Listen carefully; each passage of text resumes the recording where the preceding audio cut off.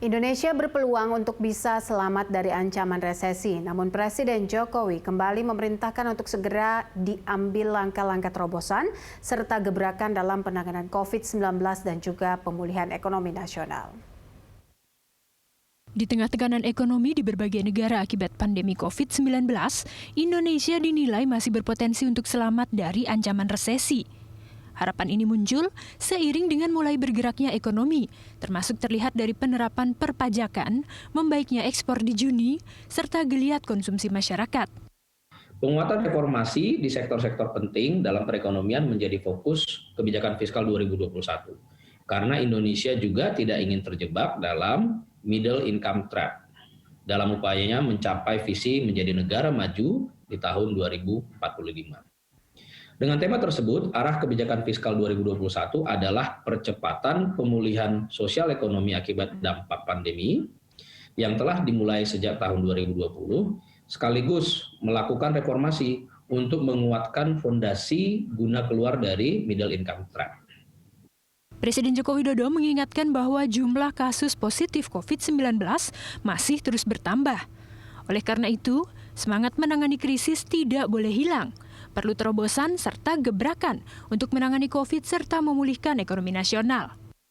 Dengan melakukan langkah-langkah terobosan, bekerja lebih cepat, sehingga masalah yang tadi saya sampaikan, serapan anggaran yang belum optimal tadi betul-betul bisa diselesaikan. Saya ingatkan, kalau masalahnya ada di regulasi, di administrasi, segera dilihat betul. Kalau memang regulasi, ya revisi regulasi itu agar ada percepatan. Lakukan shortcut, lakukan perbaikan, dan jangan sampai ada yang namanya ego sektoral, ego daerah. Saya kira penting sekali ini segera diselesaikan sehingga aura dalam menangani krisis ini betul-betul ada betul. Saya ingin di setiap posko yang ada, baik di BNPB, di pusat, di daerah, di komite, itu kelihatan sangat sibuk, sana sini itu loh. Itu auranya krisis ada. Komite Penanganan COVID-19 dan Pemulihan Ekonomi yang dibentuk pada 20 Juli 2020 dan diketuai Menko Perekonomian Erlangga Hartarto telah merumuskan 5 program kebijakan. Kita membuat ada 5 tema yang sudah dibahas, yaitu terkait dengan Indonesia Aman, yaitu program rakyat aman dari COVID-19. Kemudian Indonesia Sehat, ini melakukan reform terhadap pelayanan kesehatan berbasis gotong royong. Kemudian Indonesia Berdaya, antara lain program peningkatan daya beli masyarakat. Indonesia Tumbuh adalah untuk peningkatan tambahan penerimaan negara. Dan Indonesia Bekerja untuk penyerapan tenaga kerja. Untuk mendorong Indonesia tumbuh, Menko Perekonomian menyebut fokus antara lain meningkatkan ekspor, transformasi tambahan perluasan perpajakan dan cukai, serta mendorong ekonomi di level mikro dan sektor lainnya. Tim Liputan Berita 1, Jakarta. Ya, di tengah upaya mencegah Indonesia terjerembab dalam resesi, Presiden Jokowi menegaskan beberapa hal pemirsa. Di antaranya dalam pemulihan ekonomi harus dicermati segala kendala termasuk pada regulasi dan juga administrasi. Presiden menyebutkan regulasi yang menjadi sandungan harus segera direvisi, shortcut dan juga perbaikan harus dilakukan agar jangan sampai ada ego sektoral maupun ego daerah. Kita akan membahasnya bersama narasumber yang telah bergabung bersama kami melalui telekonferensi, yaitu staf khusus Menko Perekonomian yang juga Sekretaris Eksekutif Komite Penanganan COVID-19 atau COVID-19 dan juga Pemulihan Ekonomi. Ada Pak Raden Pardede serta Ekonom Universitas Gadjah Mada dan Core Indonesia. Ada Mas Ahmad Akbar Susamto. Saya sapa dulu Pak Raden dan juga Mas Akbar. Terima kasih sudah bergabung bersama kami. Sudah ada ratas dan juga bagaimana Pak Presiden terus meminta pemulihan ekonomi ini untuk terus digenjot dan juga agar kita tidak terjerembab ke dalam jurang resesi. Tapi ada 3 hal yang tadi saya catat dari pernyataan Presiden soal regulasi, ego sektoral dan juga ego daerah. Tapi bagaimana progresnya Pak Raden sejauh ini? Ya, ini kan komite ini baru dibentuk ya, jadi baru minggu lalu dan memang kita sudah mulai bekerja, Mbak Popi. Intinya adalah kita semuanya pemulihan ekonomi dan kesehatan, utamanya adalah kesehatan ini dalam satu kemudi. Ini akan seperti ibarat pedal rem dan pedal gas itu di tangan satu orang, supir yang sama. Jadi nggak ada lagi polarisasi antara kesehatan dengan ekonomi. Jadi itu di satu tangan semuanya. Jadi kapan menginjak rem, kapan menginjak gas itu kita harapkan itu akan terjadi sinkronisasi, harmonisasi di situ. Tentu kita sudah rapat untuk membuat organisasinya dan program-programnya. Seperti tadi sudah disebutkan bahwa Ketua Komite Menko Perekonomian dan juga Ketua Pelaksana tadi sudah melaporkan apa yang sudah dilakukan dan kira-kira rencana-rencana apa yang akan dilakukan ke depan. Yang jelas memang bahwa yang menjadi prioritas sekarang ini adalah namanya Indonesia aman dan Indonesia sehat dulu. Sesudah aman dan sehat, baru kita bicara kemudian mengenai Indonesia berdaya, Indonesia tumbuh, dan Indonesia bekerja.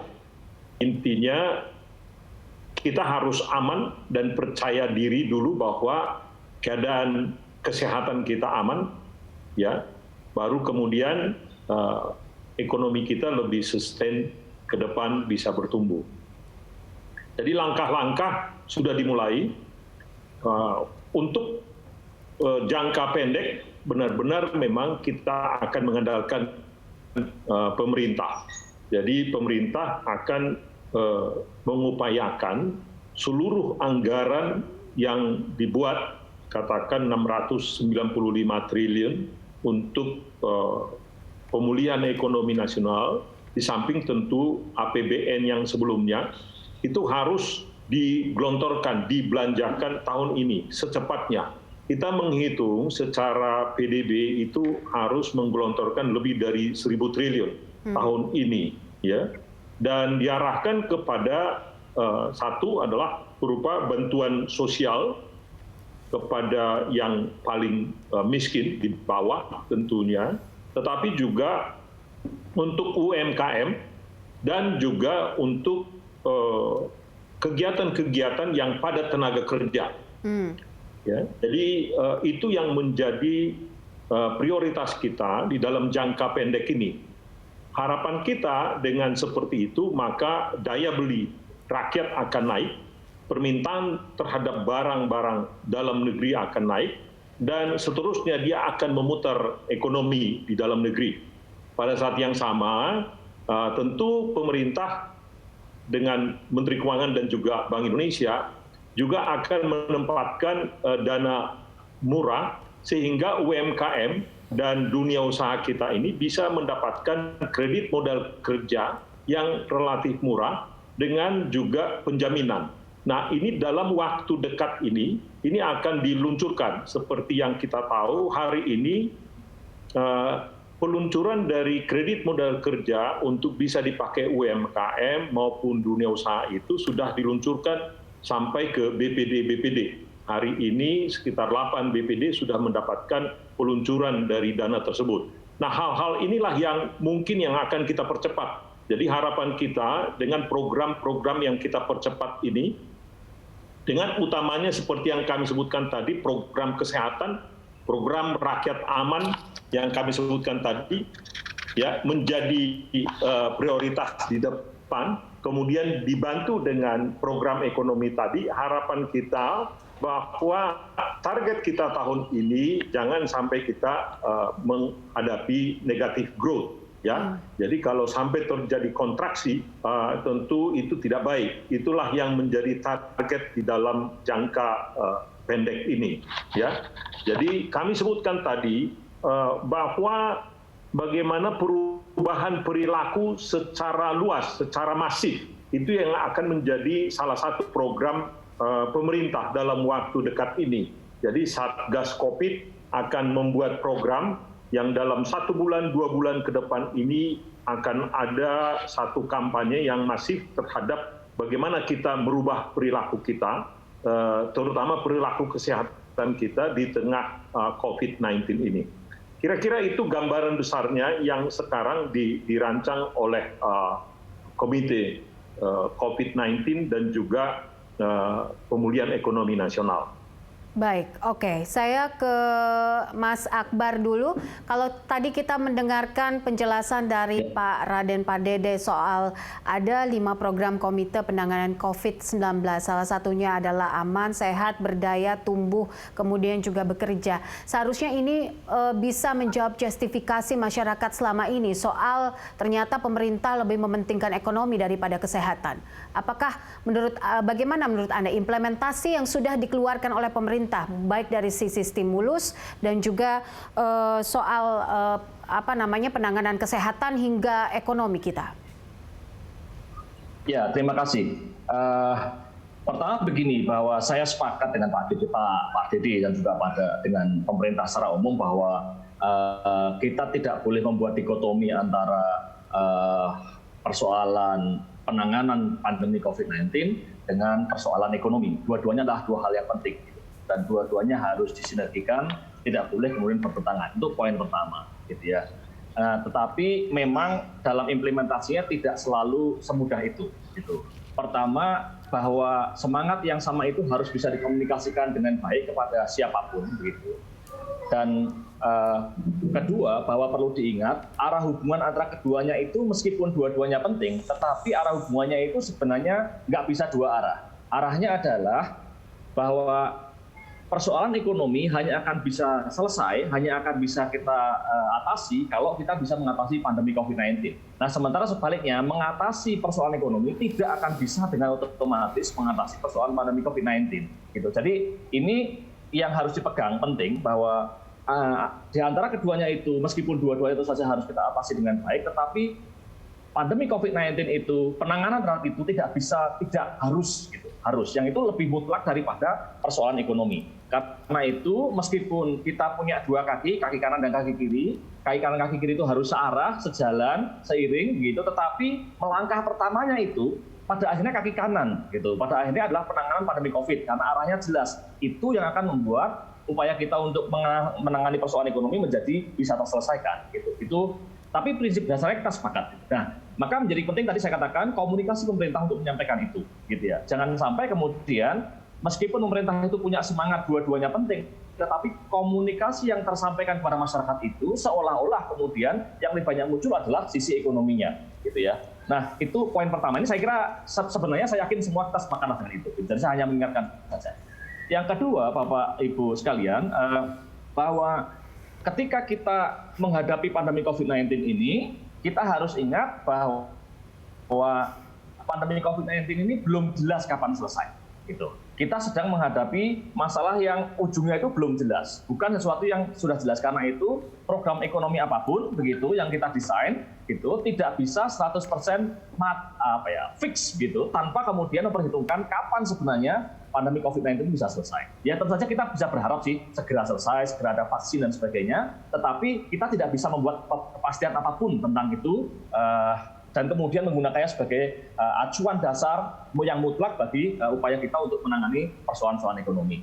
Yang ketiga, mungkin kalau saya boleh mengingatkan kepada kita semua bahwa pembentukan komite kebijakan pengendalian COVID-19 itu baik, semangatnya baik kalau saya kira, tetapi dalam praktiknya juga harus hati-hati, jangan sampai kemudian dia menimbulkan masalah baru dalam sisi koordinasi dan sebagainya. Sebagai contoh nih, saya berikan contoh, kita tahu bahwa sekarang ketua pelaksananya adalah Pak Erick Thohir, gitu. Nah, tetapi sekarang kan ada juga kementerian-kementerian yang nggak masuk di dalam komite kebijakan pengendalian itu, tidak masuk di Satgas. Pertanyaannya kepada siapa mereka harus berkoordinasi, gitu misalnya. Jadi isu-isu seperti ini meskipun sederhana, saya kira harus bisa dikendalikan dengan baik. Tapi semangat saya kira lebih pada mengingatkan, saling mengingatkan. Misalnya Kementerian Pertanian kan dia nggak punya hubungan langsung dengan Satgas, gitu. Nah, tapi ya memang tadi sudah disampaikan oleh Pak Pardede bahwa ketua komitenya kan Pak Menko. Mudah-mudahan dengan ketua komitenya itu Pak Menko Perekonomian dan juga beberapa Menko yang lain yang kemudian ada di sana bisa memastikan bahwa tidak terjadi tumpang tindih baru di dalam struktur administrasi pemerintahan kita, dalam struktur komando pemerintahan kita dalam menangani pandemi COVID-19 dan juga dalam menangani persoalan ekonomi akibat pandemi COVID-19 ini. Kira-kira begitu. Baik, oke. Saya penasaran juga terkait Pak Jokowi yang lagi-lagi terus menyoroti soal penyaluran stimulus dari dana PEN ini. Lalu bagaimana komite memetakan permasalahan ini, Pak? Karena realisasinya dianggap serapannya masih cukup lambat, Pak Raden Pardede. Ya, harus diakui memang apa yang diungkapkan oleh Bapak Presiden itu adalah benar. Artinya itu adalah menjadi nanti titik tolak kita untuk melakukan perbaikan. Sudah sering kita dengar bagaimana serapan di kesehatan ini masih sangat lambat sekali. Ini yang kita harapkan dalam waktu 1-2 bulan ke depan akan terjadi perubahan-perubahan seperti yang kami sebutkan tadi. Jadi memang tanpa kita melakukan perubahan di dalam penyaluran anggaran dan juga kegiatan di sektor kesehatan yang tadi disebutkan adalah kita ingin Indonesia aman. Artinya kita akan melakukan satu kebijakan yang lebih agresif dari yang sebelumnya. Jadi kita harapkan itu akan terjadi memang perbaikan di dalam serapan anggaran kesehatan dan itu sudah diingatkan berulang-ulang.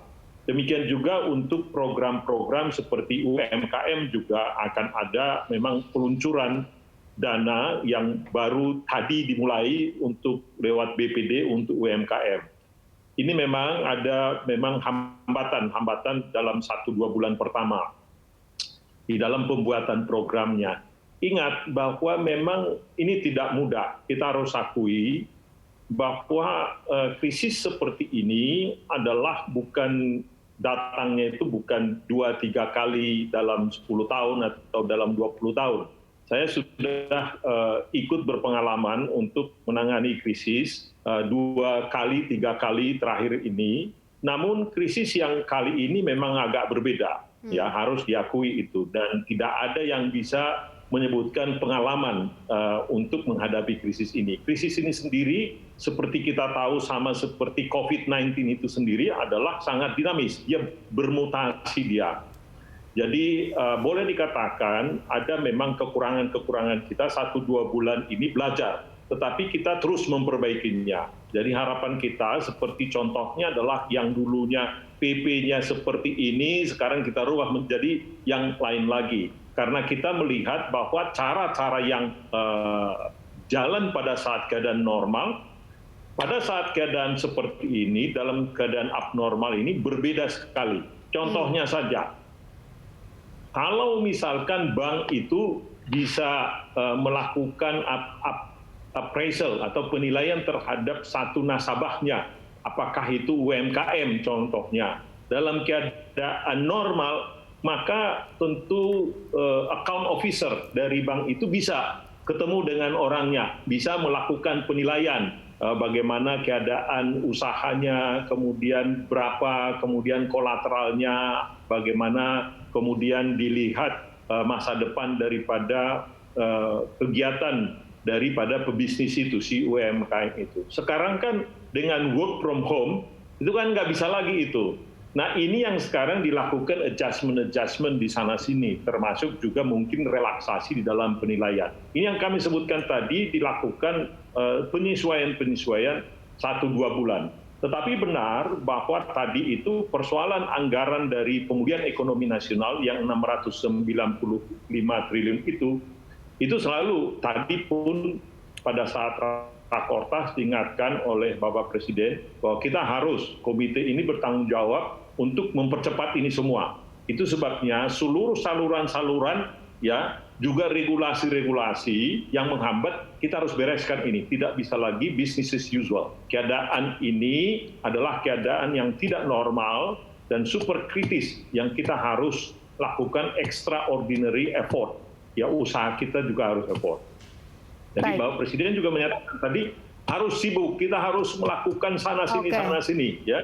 Itu pesannya jelas itu, dan itu tentu menjadi tugas daripada komite secara keseluruhan. Oke, kita bergantung kepada komite saat ini. Kita harapkan bahwa komite bisa bekerja dengan cepat. Tapi kalau menurut Mas Akbar sendiri seperti apa? Apa yang harus dilakukan? Pemerintah sendiri mengakui bahwa harus melakukan ini tidak seperti business as usual. Anda punya input apa lagi untuk implementasi dan realisasi ke depannya? Ya, saya sepakat bahwa pemerintah memang tidak bisa business as usual. Ini sifatnya tidak biasa. Jadi harus melakukan kerja keras. Itu saya sepakat dengan itu. Tetapi kalau boleh saya mengingatkan, sebelum nanti saya tambahkan yang lain, tapi tadi yang disampaikan oleh Pak Dede, beliau mengatakan bahwa pemerintah salah satunya akan mendorong supaya perbankan itu bisa menyalurkan kredit kepada dunia usaha gitu. Dan saya kira itu benar gitu. Tetapi dan fakta memang data menunjukkan bahwa selama 6 bulan terakhir itu penyaluran kredit perbankan itu memang turun gitu. Nah, turunnya itu ada dua alasan sebenarnya. Alasan pertama adalah karena kehati-hatian bank yang tadi diatasi dengan melakukan relaksasi terhadap regulasi kehati-hatian itu, dan yang kedua turunnya itu karena permintaan. Nah, turun permintaan itu terjadi karena dua hal. Pertama, karena dunia usaha yang sedang terkena dampak pandemi Covid, ya. Tetapi itu bukan semata-mata karena harganya murah gitu. Nah, jadi saya mungkin hanya memberikan tambahan perspektif lain bahwa betul ketika pemerintah kemudian berusaha mendorong perbankan untuk memberikan kredit kepada pengusaha, kepada dunia usaha, itu baik saya kira, di mana yang dilakukan pemerintah adalah memberikan dana murah kepada bank supaya kemudian harapannya bank bisa memberikan kredit dengan harga lebih murah kepada dunia usaha. Tetapi saya kira alasan mengapa permintaan kredit rendah itu bukan semata-mata karena harganya. Tapi saya sepakat bahwa itu arahnya sudah benar gitu. Tetapi perlu diingatkan bahwa itu bukan satu-satunya. Nah, Bapak Ibu sekalian, di luar itu semua gitu ya, tentang tadi kerja keras itu, ya memang ini terjadi di mana-mana dalam semua sisi gitu ya. Jadi prinsipnya kan kita bekerja keras mendorong konsumsi rumah tangga supaya meningkat, kita bekerja keras mendorong supaya investasi tetap berjalan, kita bekerja keras supaya belanja pemerintah yang belum terlaksana itu segera dilaksanakan, itu segera direalisasikan. Gitu, dan kita menjaga keseimbangan di sisi ekspor dan impor gitu. Nah, terkait dengan yang pertama, terkait dengan konsumsi oleh rumah tangga, oleh masyarakat gitu ya, kita tahu bahwa konsumsi itu juga turun. Terasa sekali bahwa di triwulan pertama dan triwulan kedua turun, meskipun triwulan kedua belum keluar data resminya gitu. Dan di triwulan ketiga, triwulan keempat kalau kita mau sungguh-sungguh tentu saja kita juga perlu melakukan langkah luar biasa untuk mendorong supaya konsumsi masyarakat ini naik gitu.